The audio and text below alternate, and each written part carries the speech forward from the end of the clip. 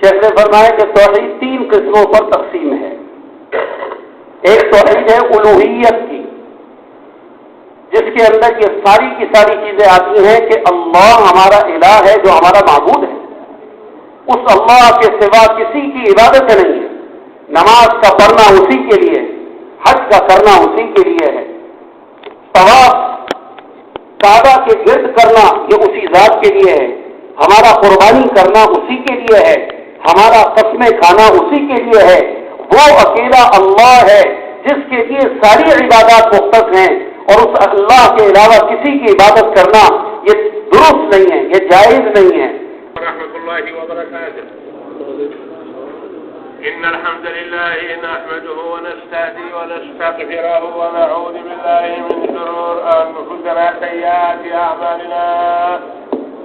من يهديه الله فلا مضل له ومن يضلل فلا هادي له. وأشهد أن لا إله إلا الله وحده لا شريك له نصر عبده وأعز جنده وهزم الأحزاب وحده. وأشهد أن محمدا عبده ورسوله بلغ الرسالة نصح الأمة كشف الله به الغمة أدى الأمانة جاهد في الله حق جهاده حتى أتاه اليقين من ربه. اللهم صل على محمد وعلى محمد صلاة باقية بقادات الله. اللهم صل وسلم وبارك على محمد وعلى آل محمد بحر أنوارك ومعدن أسرارك ولسان حجك وعرش مملكاتك وغزائر رحمتك وطريق شريعتك الموتاة بتوحيدك. اللهم صل وسلم وبارك على محمد وعلى آل محمد وعلى جميع الصحابة ومن سار في نهجهم إلى يوم القيامة صلاة ترضي وترضى بها عنا يا رب العالمين عدد ما أحيط به علمك واحصى به كتابك وجرى به كلامك وسبقت به مشيئتك وخصصت إرادتك وشهدت بها ملائكتك عدد الأمطار والرمال والأحجار وأمواج البحار ومياه العيون والآبار والمحيطات وجميع ما خلق مولانا من أول الزمان إلى آخره وما مضى فيه من الليل والنهار. والحمد لله العزيز الغفار. أحبتي بالله نحمد الله كثير نشكر الله كثير على أكبر نعمة نعمة الإسلام. يا أيها الذين يقول الله سبحانه وتعالى يا أيها الذين آمنوا اتقوا الله حق تقاته ولا تموتن إلا وأنتم مسلمون. ويقول الله سبحانه وتعالى في القرآن الكريم ومن يبتغي غير الإسلام دينا فلن يقبل منه وهو في الآخرة من الخاسرين. ويقول الله سبحانه وتعالى إن الدين عند الله الإسلام. ويقول النبي صلى الله عليه وعلى آله وصحبه وسلم الأنبياء إخوة وأمهم شتى ودينهم واحد.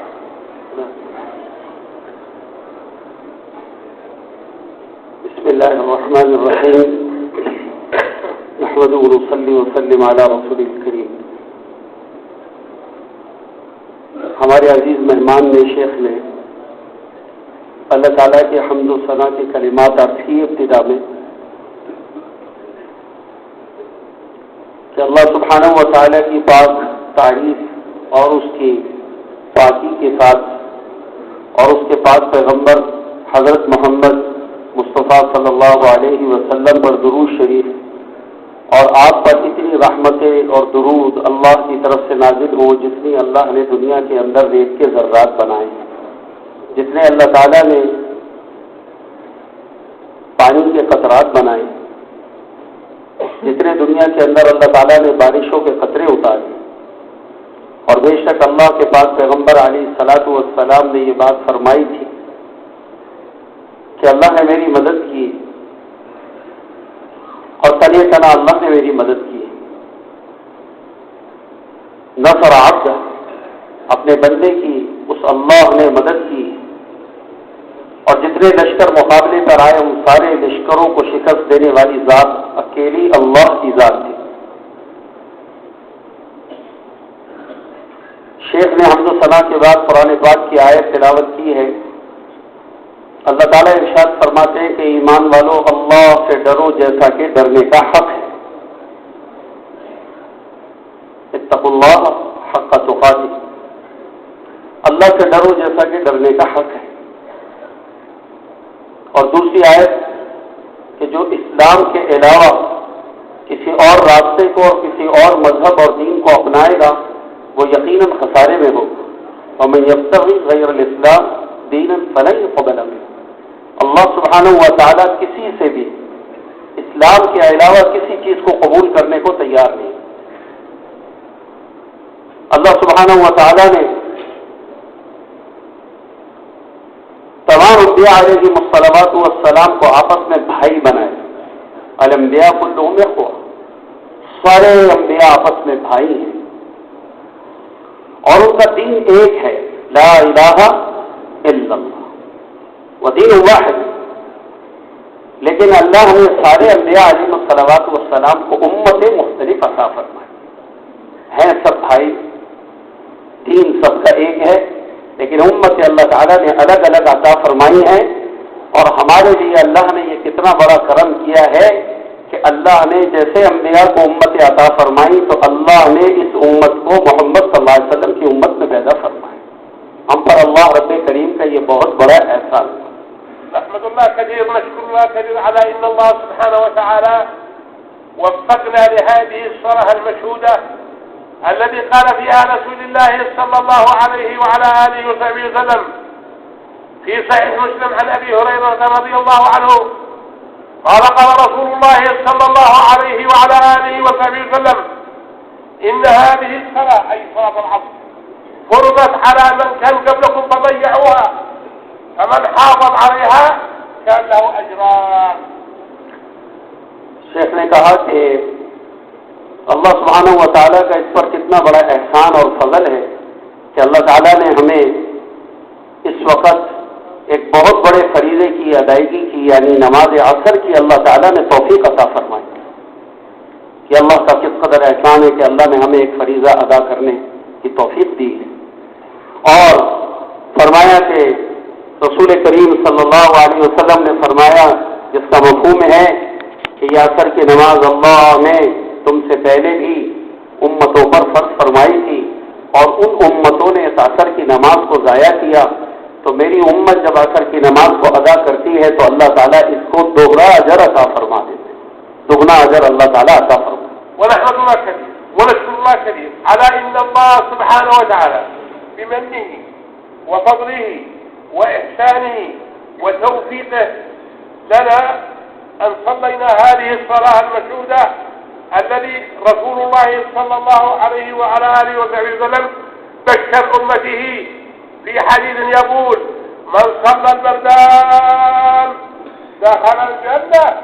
ونحمد الله كثير ونشكر الله كثير على هذا التوفيق.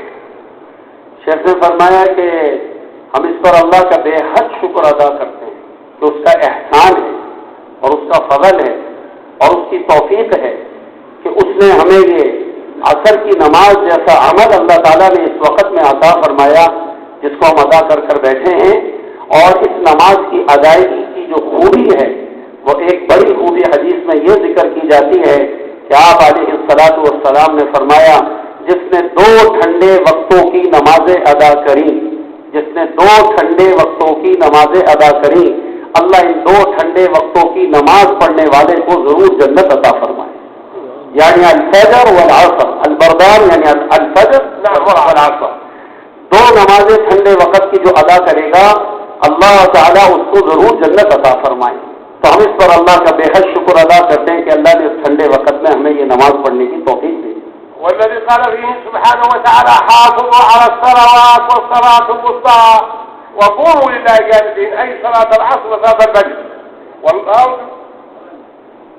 والله سبحانه وتعالى ذكر في القرآن الكريم 25 نبيا ورسولا، وفي السنة النبوية 124,000 نبي ورسول. لماذا هذا الأنبياء؟ لماذا هذا الرسل؟ حتى لا تكون للناس حجة عند الله بعد الرسل. والله سبحانه وتعالى ختم الرسالة برسالة رسول الله صلى الله عليه وسلم، وختم الأمم بأمة محمد، فلا نبي بعد رسول الله ولا أمة بعد هذه الأمة. شیخ نے فرمایا کہ اللہ تعالیٰ نے قرآن پاک کے اندر ارشاد فرمایا ہے، حافظوا علی الصلوات والصلاة الوسطى وقوموا للہ قانتین. تم تمام نمازوں کی حفاظت کرو، جتنی نمازیں اللہ نے تم پر فرض کی کی یعنی 5 نمازیں اس کی حفاظت کرو، اور اس میں خاص کر جو عصر کی نماز ہے اس کی حفاظت کا تو بہت اہتمام کرو. عصر کی نماز کی حفاظت کا سب سے زیادہ اہتمام کرو. وسطیٰ سے مراد یہاں پر عصر کی نماز. اور اللہ کے سامنے جب بھی تم کھڑے ہو تو تمہارے اندر کھڑے ہونے میں عاجزی ہونی چاہیے.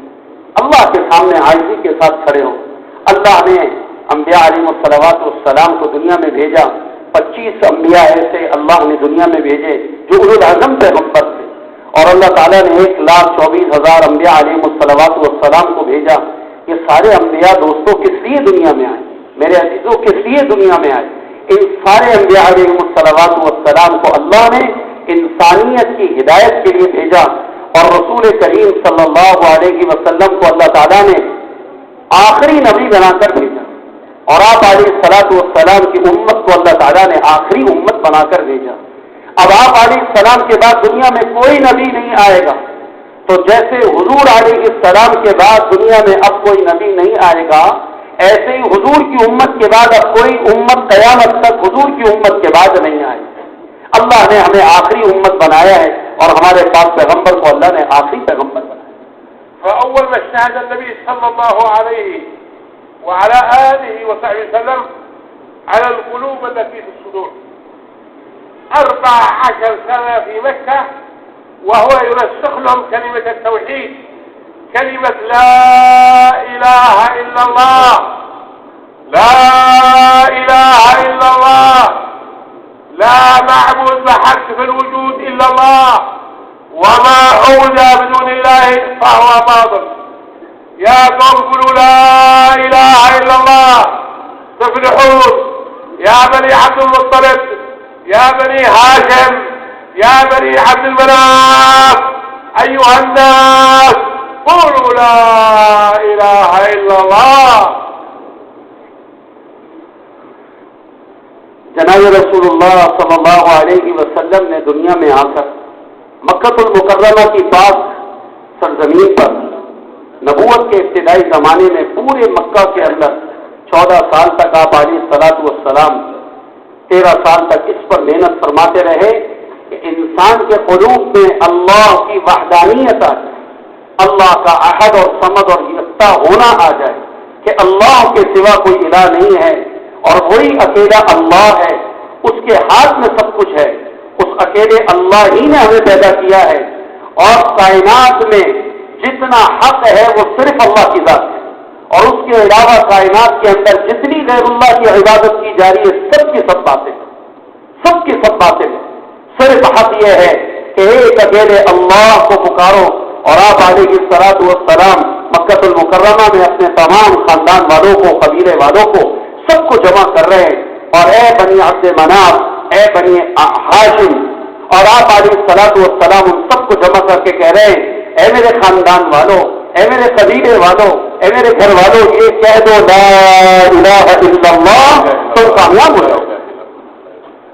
والتوحيد ينقسم إلى 3: توحيد ألوهية وربوبية وأسماء وصفات.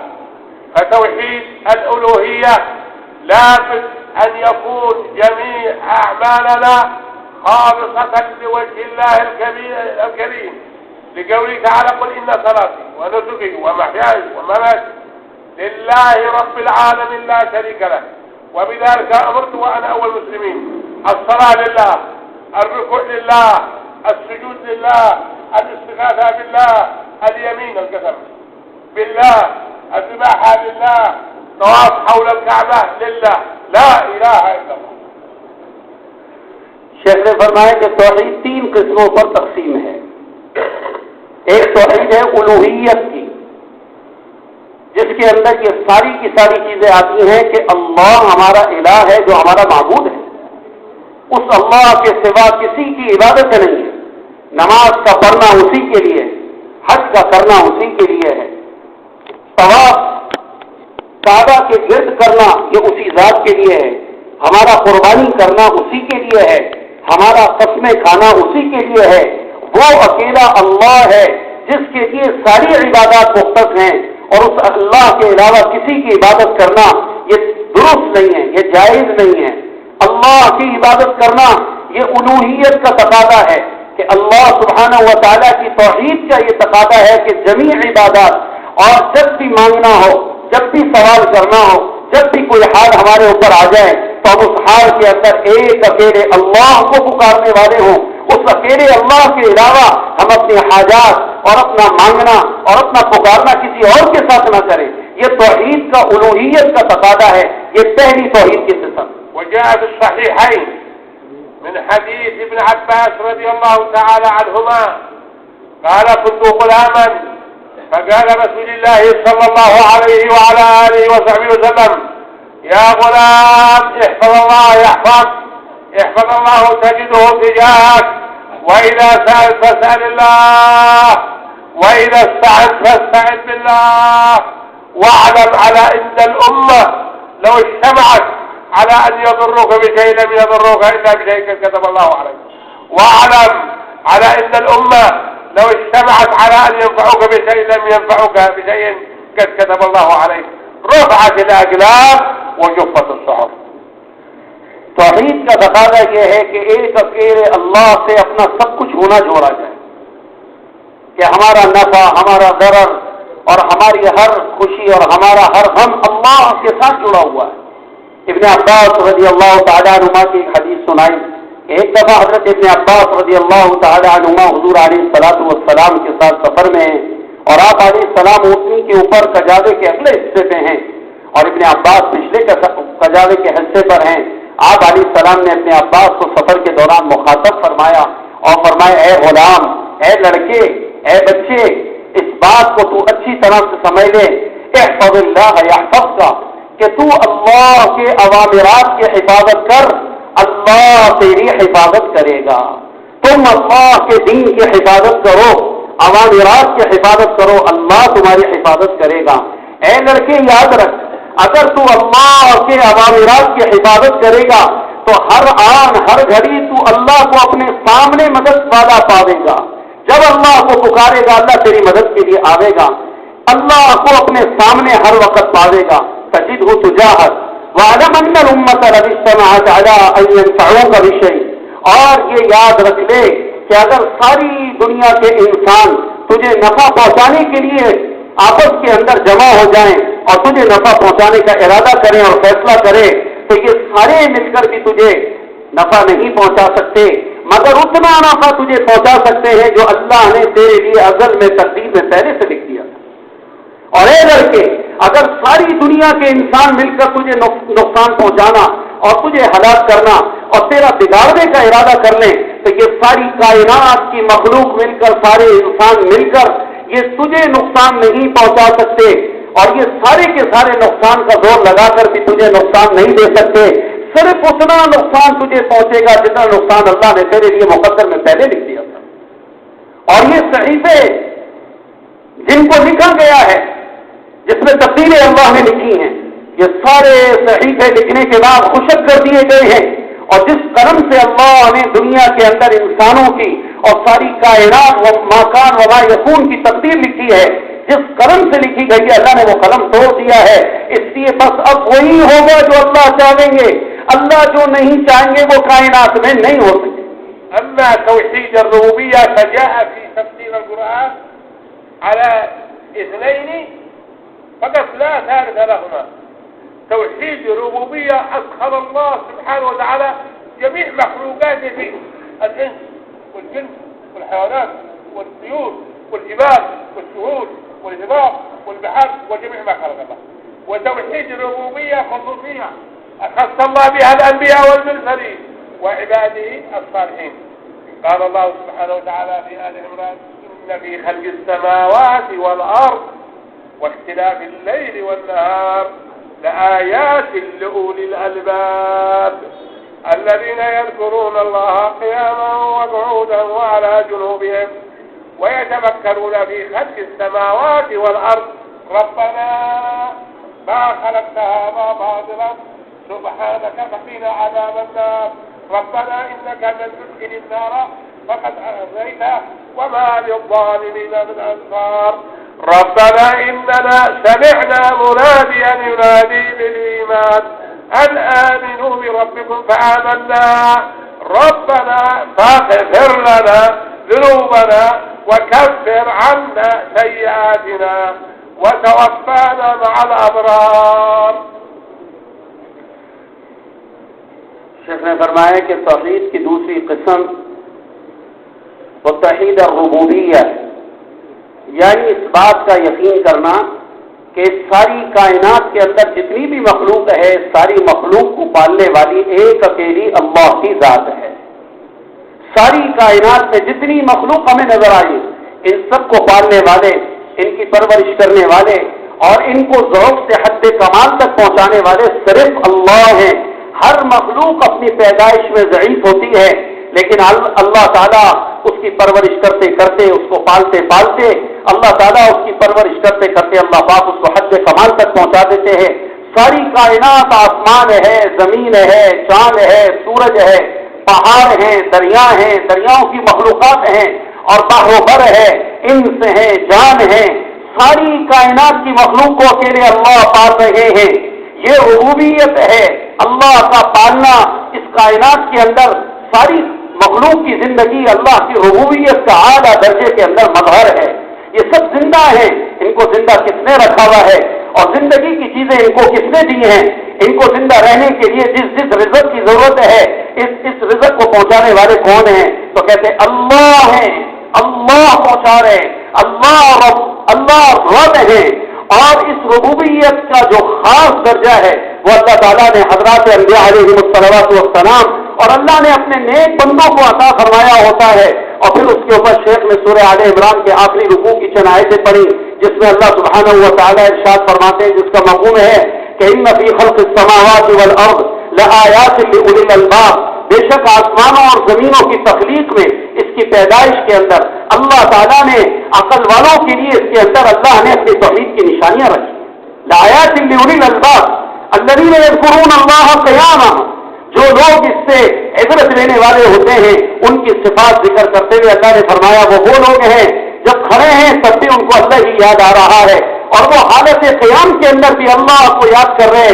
اللہ تو ہی ہے، اللہ تو ہی ہے، اللہ اس ساری کائنات کا پیدا کرنے والا، پالنے والا تو ہے.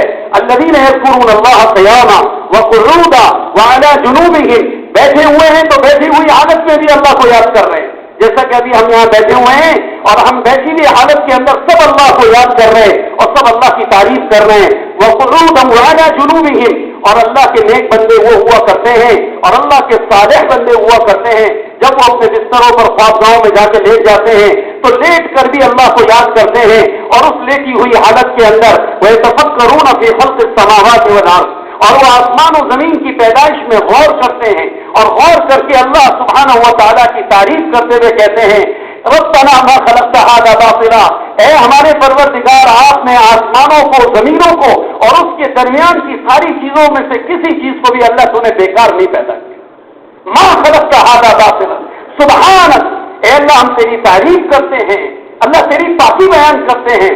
فقنا عذاب النار، اے اللہ ہم یہ ساری تعریف تیری اس لیے کر رہے ہیں کہ ہم یہ چاہتے ہیں کہ تو ہمیں جہنم کے عذاب سے بچا دے، ہمیں تو جہنم کے عذاب سے بچا دے. وقنا عذاب النار ربنا انک من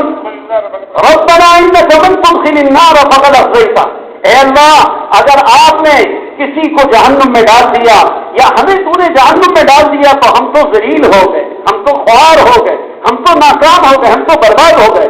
انک من تدخل النار فقد اخزیتہ وما للظالمین من انصار، اور اس جہنم کے اندر ظلم کرنے والوں کا کوئی یار و مددگار نہیں ہوگا.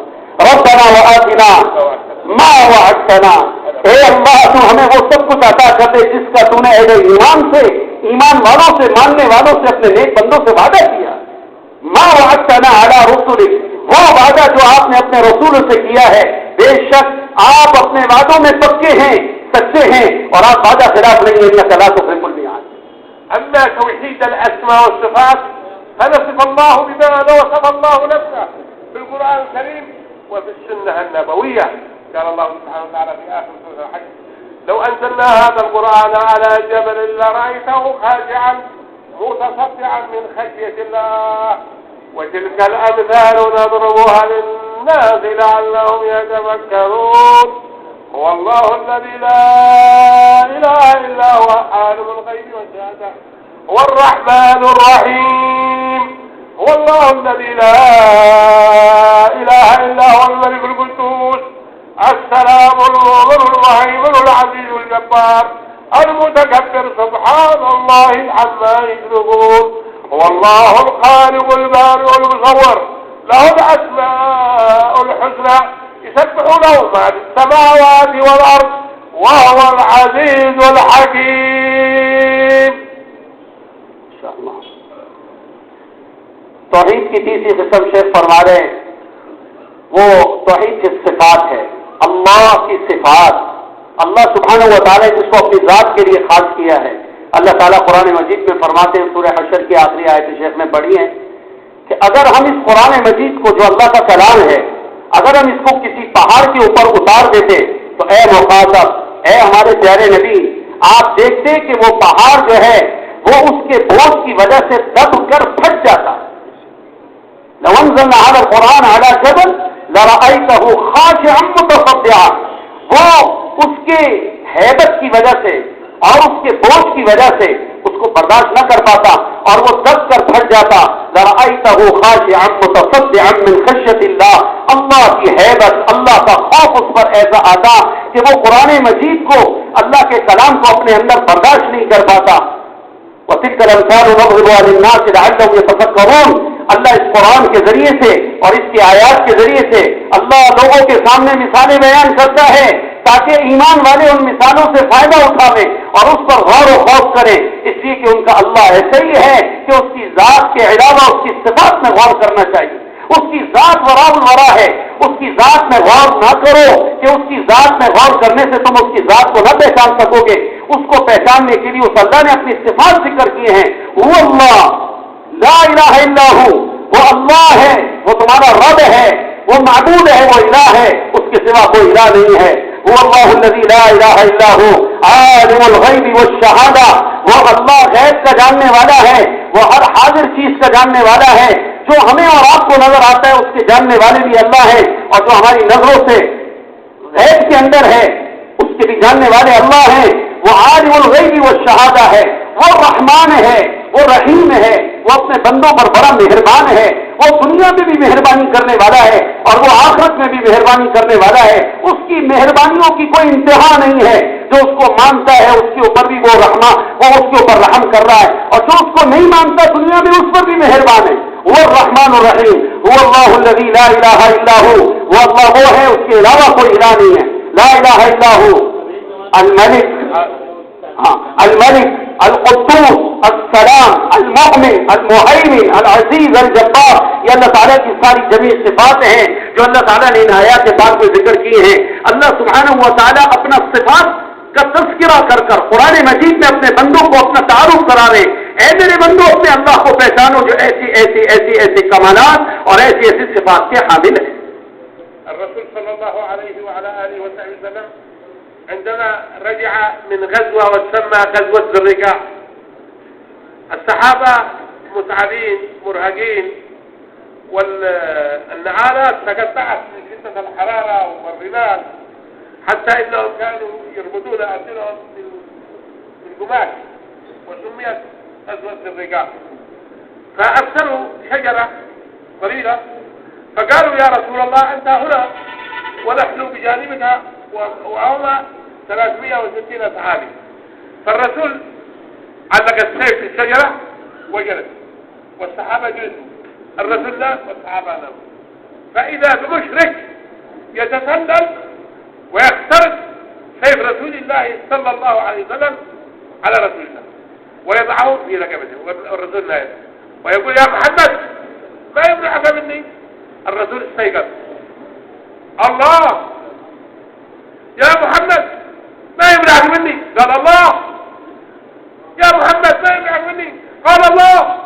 سقط السيف، أخذها الرسول صلى الله عليه وسلم، ولكن رحمة وشفقة، لا يريد أن ينتقم من أحد نهائيا، يريد كيف الله ينقذ هذه الأمة أمته من نار جهنم. فقال للمشرك أتخافني؟ فقال المشرك يا رسول الله يا محمد كل خير آخر. الرسول الآن جاء يريد أن يدخل من الإسلام يريد التوحيد، فقال له قل أشهد أن لا إله إلا الله وأني رسول الله. قال يا محمد أعاهدك على أني لا أقاتلك ولا أسير مع قومي بقتالك. فالرسول ضرب الصحابة وقال يعلمهم اليقين الكامل على أن السيف لا يكون إلا بأمر الله. أبونا إبراهيم ولما بعد السكين في رقبة أبونا إسماعيل ما ذبحت. لماذا؟ لأنها مأمورة، لكن لما جاء الكلب من الجنة السكين الذي حق إبراهيم لإسماعيل لا، ولكن للكلب على طول. النار تحرق كل شيء. أبونا إبراهيم وين وضع؟ داخل النار، ولكن النار مأمورة يا نار كوني بردا وسلاما على إبراهيم. الرسول يعلم الصحابة على أنه ما ينفع إلا الله، لا يضر إلا الله، لا يعزك إلا الله، لا يغنيك إلا الله، لا يحييك إلا الله، لا يميتك إلا الله، لا يمرضك إلا الله، لا إله إلا الله. قال إن هذا اختلط سيفي علي وأنا نائم، وقال يا محمد ما يمنعك مني. 3 مرات سقط السيف، أخذت السيف، قلت له ما يمنعك مني. قال يا محمد بالخير آخذ. قلت له قل أشهد أن لا إله إلا الله وأني رسول الله. قال يا محمد أعاهدك على أني لا أقاتلك ولا أسر مع قومي بقتالك. فقال النبي أخلو سبيله. فلما وصل إلى قومه قال أتيتكم من عند خير الناس، وقيل أنه دخل في الإسلام. ایک غزوہ ہے ذات الرقاق، اس کا شیخ نے قصہ سنایا ہے کہ آپ علیہ الصلوۃ والسلام اس ذات الرقاق کے سفر سے واپس تشریف لا رہے تھے، تو راستے کے اندر، اور یہ بڑا مجاہدے والا سفر تھا صحابہ کا حضور کے ساتھ، اتنا مجاہدہ کہ ان کے پاس ظاہری طور کے اوپر بشری ضرورتوں کو پورا کرنے والے اسباب تک نہ تھے، اور ایسی حالت اس سخت گرمی کے موسم میں اور اس سخت پتھریلی زمین کے اوپر سفر کرتے کرتے پیدل ان کی یہ حالت ہو گئی تھی کہ ان کے پیروں میں چند ایک کے جو جوتیاں تھیں وہ جوتیاں بھی پھٹ گئی تھیں، اور اکثر صحابہ اس سفر کے اندر ننگے پیروں ہو گئے تھے۔ اس ننگے پیر چلتے رہے لیکن حضور کا ساتھ نہیں چھوڑا، رسول کریم صلی اللہ علیہ وسلم کے ساتھ پیر زخمی ہو گئے تو صحابہ نے اپنے پیروں کے اوپر جوتی کی جگہ اپنے کپڑوں کو پھاڑ کر پٹیاں بنا کر، اور اس کپڑوں کی پٹیاں بنا کر اس کو لپیٹ کر انہوں نے اپنے پیروں کے زخموں کو بچانے کے لیے اس کو اپنے پیروں پر لپیٹ دیا۔ اور بھائی اس طریقے سے وہ اللہ کے دین کے کام کے لیے صحابہ جناب رسول اللہ صلی اللہ علیہ وسلم کی معیت میں چلتے رہے۔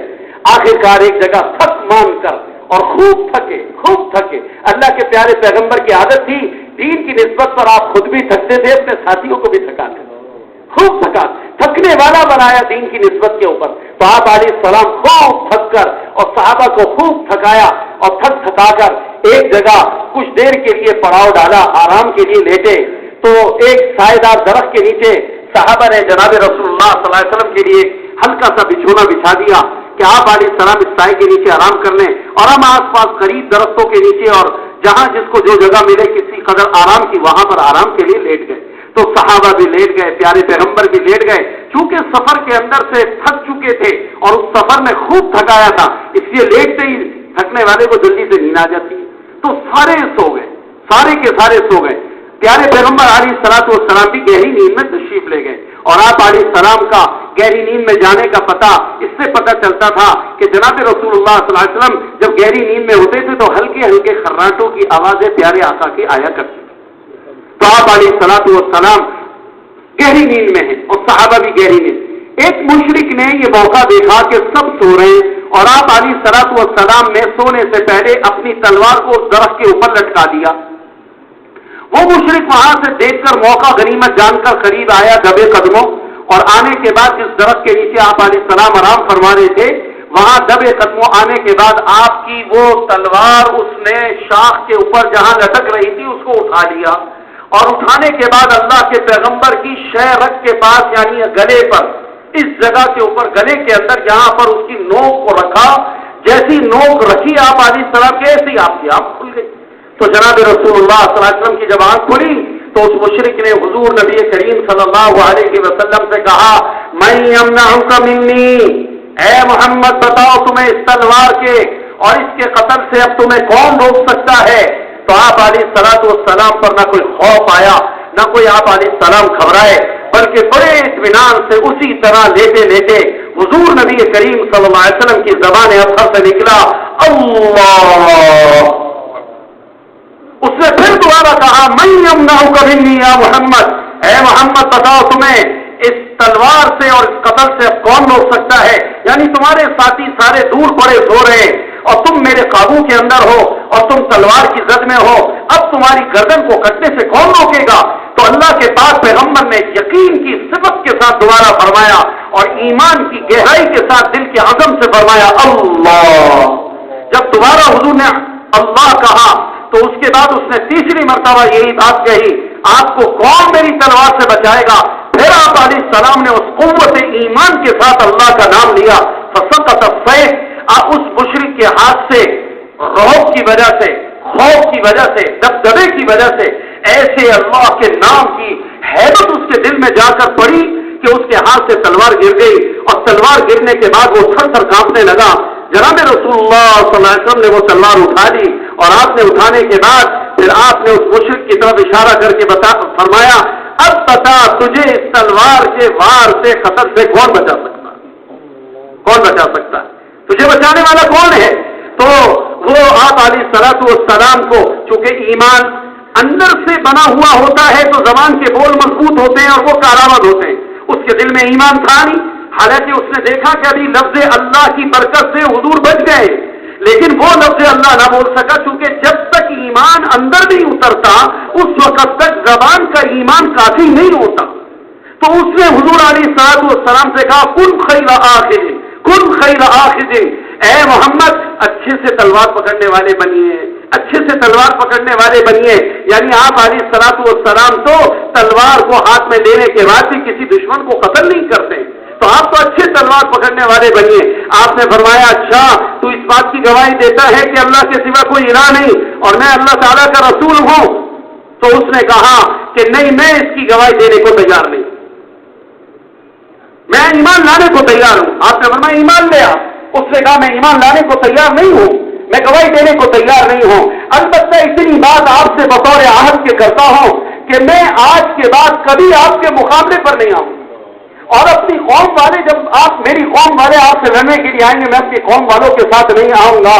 رسول کریم صلی اللہ علیہ وسلم کے صحابہ بھی جاگ گئے اور یہ سارا منظر دیکھ رہے، اور آپ کے اخلاق کریمہ، اور آپ علیہ السلام تو ایک ایک امتی کے ایک ایک فرد کے ایمان کے حریص تھے، کوئی بھی جہنم میں نہ جائے، مشرک ہے وہ بھی جنت میں جانے والا کلمہ پڑھ کے بن جائے، دنیا کا ہر کافر کلمہ پڑھ کے جنت میں جانے والا بن جائے۔ تو آپ کا یہ درد اور آپ کا یہ احساس اور آپ کا یہ غم کہ میرا ایک ایک امتی جنتی بن جائے، جنت میں جانے والا بن جائے، تو آپ نے اس کو قتل نہ کیا، اور آپ علیہ الصلوۃ والسلام نے فخلّى سبیلہ، اللہ کے پیارے پیغمبر نے اس کا راستہ چھوڑ دیا۔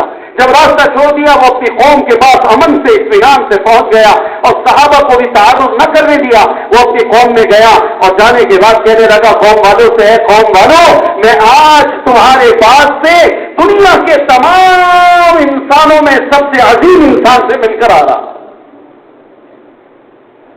دنیا کے تمام انسانوں میں سب سے بہترین انسان سے میں ان سے مل کر آ رہا ہوں۔ اور اس کے بعد اپنی قوم والوں سے کہا قوم والوں چلو چل کر اس پر ایمان لے آتے، اور یہ کہہ کر وہ اکیلا حضور صلی اللہ علیہ وسلم کی خدمت اقدس میں آیا، اور آ کر حضور صلی اللہ علیہ وسلم کے ہاتھ پر اسلام لا کر کلمہ پڑھ کر اسلام میں داخل ہو گیا۔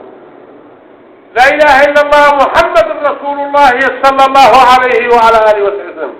جاء في مسند احمد عن ابن عمر رضی اللہ تعالی عنہما ان النبي صلی اللہ علیہ وعلى آله وصحبه وسلم قال أعطيت خمس لم يعطيهم الله نبيا قبلي، نصرت بالرعب مسيرة شهر، وجعلت لي الأرض مسجدا وطهورا، وحلت لي الغنائم، وبعث الله كل نبي خاصة لقومه، وإنما بعثت للناس كافة وأعطيت الشفاعة، رواه الإمام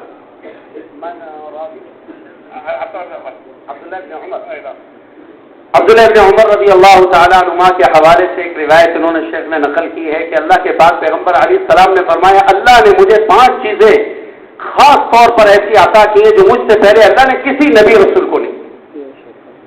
سب سے پہلی کہ اللہ نے مہینے کی مسافت کے اوپر نصرت بالرعب شہرین، شہر ایک يسمعوا من رسول الله ويخافون وسيلة شهر. ایک مہینے کی مسافت پر حضور نے فرمایا اللہ نے میرے دشمن کے دل کے اندر میرا رعب ڈال دیا ہے، یعنی جو میرے پاس آنے کا ارادہ کرتا برائی کے ساتھ اور میرے تک پہنچنے میں ابھی ایک مہینے کی مدت مسافت باقی ہوتی، وہیں سے وہ تھر تھر کانپنے لگتا.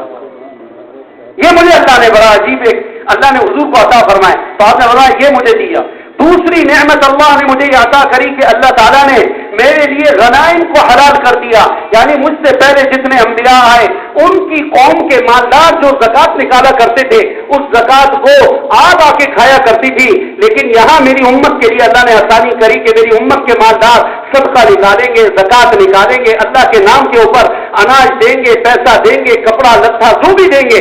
اللہ تعالیٰ نے میری امت کے فقراء کے لیے اس سارے غنائم کو حلال کر دیا ہے، مال غنیمت حلال کر دیا. اللہ تعالیٰ نے اس امت کے لیے صدقات کو حلال کر دیا.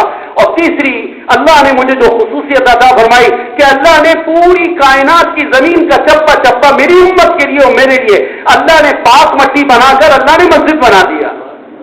ہم دنیا کے کسی کونے میں بھی ہوں گے سجدے سے رہیں گے نہیں، ہمیں مسجد ملے گی تب بھی سجدہ کریں گے.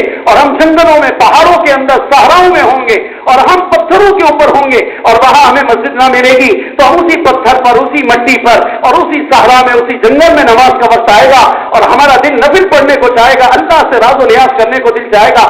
ہم اسی مٹی کے اوپر کھڑے ہو کر اللہ کے سامنے جھک جائیں گے اور اللہ ہماری وہ نماز اس سجدے کے ساتھ قبول کر لے گا. اس امت کو اللہ نے اور یہ حضور کو یہ عطا فرمایا. اور اگر پانی نہیں ہوگا تو اللہ نے میری امت کے لیے، میرے لیے اللہ نے تیمم کو، پوری دنیا کی مٹی کو پاک بنا دیا. تین چیزیں. والرابع وجعل المسجد مسجدا طهورا وبعثه ويعصم النبي الى قومه. ہر نبی کو اللہ سبحانہ و تعالیٰ نے قوم کی طرف مبعوث کیا ہے اور مجھے اللہ نے ساری دنیا کے انسانوں کی طرف مبعوث کیا ہے. ساری دنیا قیامت تک انس و جان جو دنیا میں آنے والی ہے ان سب کی طرف اللہ نے رسول اور نبی بنا کر بھیجا. اور اللہ نے مجھے اپنی امت کے اوپر حق کے شفاعت عطا فرمایا کہ قیامت کے دن میری امت کے جتنے گناہگار قیامت کے دن آئیں گے ان سارے گناہگاروں پر میں اللہ کے سامنے سفارش کر کر ان کے گناہوں کی بخشش کی اللہ سے درخواست کر کر سب کو جنت میں لے کر جاؤں. وجاء في صحيح مسلم عن ابي هريره رضي الله عنه قال قال رسول الله صلى الله عليه وعلى اله وصحبه وسلم والذي نفس محمد بيده ما احدا من هذه الامه يهوديا ولا نصرانيا يسمع بما جئت به ثم يموت ولم يؤمن الا كان من اصحاب النار. مسلم شریف کی روایت بتا رہے ہیں کہ اللہ کے پاک پیغمبر علیہ الصلوۃ والسلام نے ارشاد فرمایا کہ اللہ نے جو مجھے کلمہ دے کر دنیا میں بھیجا ہے لا الہ الا اللہ، کائنات کا کوئی بھی یہودی یا نصرانی یا کوئی بھی کافر اس کلمے کو سنے اور اس کلمے کو سننے کے بعد، میری بعثت کے بعد اس کلمے کو سننے کے بعد وہ اس کلمے کو نہ پڑھے اور وہ بغیر پڑھے مر جائے مگر یہ کہ وہ سیدھا جہنم کے اندر جائے گا. اس لیے ساری امت کے، اس امت کے سارے افراد کو کلمہ پڑھانا اس امت کی ذمہ داری ہے. اس کے لیے خروج بس مستعدين ان شاء الله، سارے تیار ہیں انشاءاللہ، العالم ان شاء الله الكل يرفع ايده، سب ساتھی ہاتھ اٹھائیں، سب تیار ہیں ساری دنیا میں جانے کے لیے. اللہ کی مدد کے ساتھ سارے عالم میں جائیں گے انشاءاللہ، پوری دنیا کے اندر انشاءاللہ اللہ کے کلمے کو لے کے جائیں گے، پاک کے دین کو لے کے جائیں گے انشاءاللہ. اب کلمہ الہیہ موجود. یہ کہہ رہے اللہ پاک کا ایک کیمرہ لگا ہوا ہے جو اللہ تمہیں دیکھ رہا ہے، جو کچھ تم نے اللہ کے سامنے اظہار کیا وہ اللہ کے پاس چلا گیا ہے. اللہ اس کے مطابق تم سب کے ساتھ ہمارے ساتھ معاملہ کرے گا. اور اللہ تعالیٰ کی جو وہ تصویر ہے اس کے اندر تم آ گئے ہو سارے کے ساتھ. اور اللہ تعالیٰ کے یہاں ایک ایسی کتاب ہے جو اللہ نے تم سب کو دے دی ہے اور اس کتاب کے اندر کوئی بھی چھوٹا بڑا ایسا کیا ہوا نہیں ہے جو انسان دنیا میں کرے اور اس میں درج ہو کر نہ آئے. قیامت کے دن وہ صحیح اللہ میں ہاتھ میں دے دیں گے اور اس کے اندر کہیں گے کہ اقرا کتابک کفی بنفسک اليوم علیک حسیبا. سب تیار ہے انشاءاللہ. میں نماز کی تیاری فرما دیجیے انشاءاللہ.